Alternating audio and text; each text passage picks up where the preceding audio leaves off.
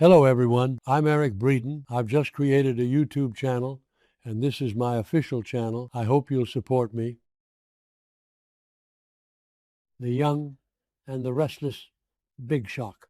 Welcome back to our channel, fellow YR addicts. Today is a beautiful day to dive into the absolute chaos unfolding in Genoa City. We are so glad you are here with us to unpack all the drama, because there is truly nothing like the twists and turns of our favorite soap. Grab a comfy seat and let's get right into the thick of it. I cannot even deal with what I just watched on my screen. I am literally typing this up at 2 in the morning because my brain will not shut off after witnessing that absolute masterclass in unhinged behavior between Diane Jenkins and Patty Williams. I mean, are you kidding me right now? We all knew that putting these two women in the same zip code was going to be a recipe for disaster, but having them both living out, it is like the writers are just begging for the building to burn down. And honestly, I am completely here for it. But we desperately need to talk about the sheer, unadulterated audacity of Patty Williams. Let's just jump right into the madness of this Wednesday episode. Patty cornering Diane at the athletic club. Iconic, terrifying, completely out of pocket. I was screaming at my television when Patty just casually strolled up to Diane like they were old sorority sisters catching up over brunch. The way Patty was gloating about Jack, I am sorry, but how is this woman walking around acting like she just had a romantic weekend getaway on a yacht when we all know she literally drugged the man's drink? Because that is exactly what she did. She spiked Jack's drink, got him into bed, and now she is parading around the GCAC lobby, bragging to his wife about how much she loved reconnecting with him on the yacht. I mean, the delusion is so thick you could cut it with a chainsaw. She is standing there looking Diane dead in the eye, pretending that Jack was just overcome with passion for her. It makes my blood boil, but at the same time, I kind of love how chaotic she is. Wait, no. I hate her for doing that to Jack. Okay, back to the point. And then Patty drops the absolute most hilarious line of the decade. She looks at Diane and says she has good news to share. What is the news, you ask? Oh, just that a doctor has officially confirmed that she is completely mentally stable and completely healthy. A doctor cleared her. I am sorry. But what medical professional in the state of Wisconsin looked at Patty Williams, reviewed her chart, which is probably the size of a phone book, and said, yep, you are good to go, perfectly sane? I mean, we are talking about a woman who has a rap sheet longer than Victor Newman's list of enemies. But sure, she is healthy now, and she is staying in Genoa City. You could just see the absolute disgust and horror wash over Diane's face. And honestly, for once in my life, I am completely on Diane's side. Diane looks at her and straight up tells her that nobody wants her around, which is true. Literally, nobody asked for a Patty Williams comeback tour. We were all perfectly fine without her terrorizing the Abbotts. But Patty is just living in her own reality. She is convinced that Jack wants to see her again. She really believes that because she forced him into a compromised state, he is suddenly going to realize she is the love of his life. And when Diane finally decides she has had enough of this absolutely unhinged conversation and tries to just walk away, because honestly, what else do you do when a certified lunatic is standing in your personal space? Patty literally physically blocks her. she steps right in front of her path like some kind of horror movie villain who isn't done monologuing yet. The sheer nerve. And this is where the scene goes from just dramatic to deeply, deeply personal. Because Patty does not just want to gloat about the boat. Uh, she wants to twist the knife. She brings up the history and, oh my God, the history between these two is so dark and so messed up. If you have been watching since the old days like I have, you know exactly what she is talking about. The writers really dug into the archives for this one, and I have to give them credit for remembering the lore. Remember when Diane was having an affair with Jack way back when? And Jack was married to Patty at the time. It is a classic soap opera triangle, but it had the most devastating consequences. Patty brought it all up. She looked Diane in the eyes and reminded her of the time Patty caught Diane and Jack in bed together. The shock, the betrayal, the absolute devastation of that moment. You could feel the weight of those decades of hatred bubbling up to the surface. And the worst part, Patty miscarried her baby because of the shock of catching them. It is one of the most tragic things that has ever happened on this show. And Patty is standing there decades later telling Diane that what just happened on that boat is karma. She is literally saying that Diane catching Jack with her, even though Jack was completely drugged and violated, is the universe punishing Diane for what she did to Patty all those years ago. I kind of see her point. Wait, no, I don't. I mean, yes, what Diane did back then was horrible. She ruined Patty's life and caused a tragedy. But you cannot justify drugging a man and assaulting him on a boat by calling it karma. That is not how karma works, Patty. But in Patty's twisted, doctor cleared brain, the scales are finally balanced. She suffered, so now Diane has to suffer. It is such a twisted, sick way of looking at the world. But it makes for incredible television. And Diane is just standing there absorbing this, but you know, Diane Jenkins is not going to take that lying down.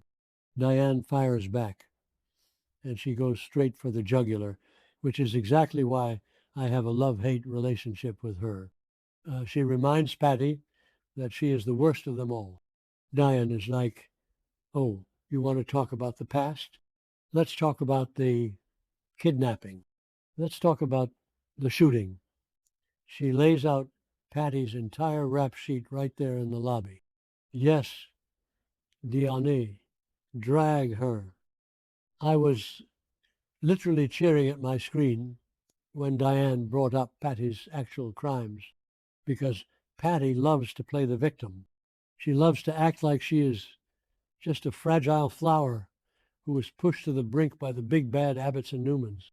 But let us not forget that Patty Williams is a dangerous criminal. She has kidnapped people. She has shot people. She has caused so much pain and destruction in this town. And how does Patty react when Diane throws her rap sheet in her face? She does that classic Patty thing where she looks down, acts a little demure, and says she regrets her past. Oh, you regret it? You regret shooting people? Well, that makes it all okay then. I cannot with this woman. She is so manipulative. She uses her supposed fragility as a weapon. And the second someone calls her out on her actual felonies, she plays the I'm so sorry card. But here is the part of the episode that truly gave me chills, and the reason I'm writing this massive rant at 2 in the morning. Patty looks at Diane. She really studies her face, and Patty says she can see the cracks starting to show in Diane's perfect little facade. And I stop breathing for a second because Patty is right. The cracks are absolutely showing, and they are getting bigger by the second. Patty warns Diane that she is heading down a dark path. She tells her that if she isn't careful, she is going to revert back to her old ways, and this time she will be more dangerous than ever. And guys, I think this is the biggest foreshadowing we have had all year. Am I the only one who feels like the writers are screaming at us right now? They are telling us exactly what is about to happen. Let's think about it. Ever since Diane came back from the dead in Hang in There, Hai Me Hai, she has been playing the role of the perfect reformed woman. She is the model wife. She is the loving mother to Kyle. She is the co-CEO or whatever title she has this week at Jabot. She has been on her absolute best behavior, taking the high road, ignoring Nikki's jabs, ignoring Phyllis's screaming fits. She has convinced everyone, especially Jack, that she is a completely new person. But is it real? I have been asking myself this for years. I know some people are loving this redeemed Diane, but personally, I have never fully bought it. You do not just turn off the kind of crazy that makes you fake your own death, frame someone for murder, and abandon your child for over a decade. That darkness is still inside her. It has to be, you can bury it, but you cannot erase it. And now her entire world is collapsing. She believes Jack has completely betrayed her, first with the Patty Boat incident, and now we know she caught him in a compromising situation with Nikki. Diane is paranoid. She is furious. She is humiliated. Her perfect little Abbott life is falling apart at the seams, and Patty Williams is standing there, poking the bear, practically begging the monster to come out and play.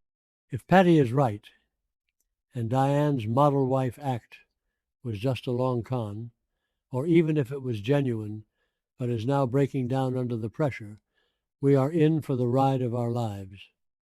A scorned Diane Jenkins is a lethal weapon. If she decides that playing nice didn't work, what is she going to do? What happens when the woman who faked her own death decides she has nothing left to lose? I am terrified and thrilled at the same time, because Doc Diane is iconic. Remember the old days? The scheming, the blackmail, the absolute ruthlessness. If she goes back to the dark side, nobody in Genoa City is safe. Not Jack, not Nikki, not Phyllis, and certainly not Patty Williams. Patty thinks she's so smart for calling it out, but if Diane snaps, Patty is going to be the first casualty. And Jack, oh my God, Jack Abbott is so utterly clueless. He is running around trying to save his marriage, completely unaware that he might be sleeping next to a ticking time bomb. Jack thinks his biggest problem is explaining the Nikki situation or proving that Patty drugged him. He has no idea that Diane might be plotting to burn his entire life to the ground. Jack always wants to see the best in women, and it is going to be his downfall. I just have to give a massive shout out to the actors here. Stacy Haiduk is doing incredible work as Patty. She brings this weird, unsettling energy to every single scene. You never know if she is going to hug you or stab you with a knitting needle. And Susan Walters, the micro expressions on her face when Patty brought up the miscarriage. You could see the guilt, the anger, and the panic all warring inside her. It was a masterclass in soap acting. So what happens next? Do they just keep awkwardly passing each other by the ice machine at the GCAC? And because honestly, the logistics of them both living at the athletic club are hilarious. Imagine going down for the continental breakfast and having to avoid the woman who drugged your husband, only in Genoa City.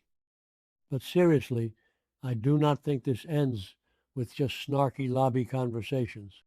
I genuinely think Patty wants Diane to snap. I think Patty wants to prove to Jack that Diane is still a monster. Patty's whole goal is to isolate Jack from his wife. And what better way to do that than to push Diane until she does something unforgivable? Patty is playing born chess while claiming to be completely sane, and Diane is struggling just to keep her mask on. But Patty might be underestimating just how destructive Diane can be. If Diane goes down, she is taking everyone with her. She is not going to just quietly pack her bags and leave town. She is going to scorch the earth. And I'm going to be sitting right here on my couch, popcorn in hand, watching the whole thing burn. I love this show so much when it gets messy like this. It is the drama we have been starving for. Seriously, I need to know what you guys think. Are you Team Diane or Team Patty in this feud? Do you believe Patty is actually cleared by a doctor, or did she just forge a note on a prescription pad? Do you think Diane is going to revert to her old evil ways and destroy the Abbotts from the inside out? Let me know in the comments, because I am going to be obsessing over this until the next episode. Okay, I really need to go to sleep now, but wow, just wow. The Young and the Restless is delivering the goods right now.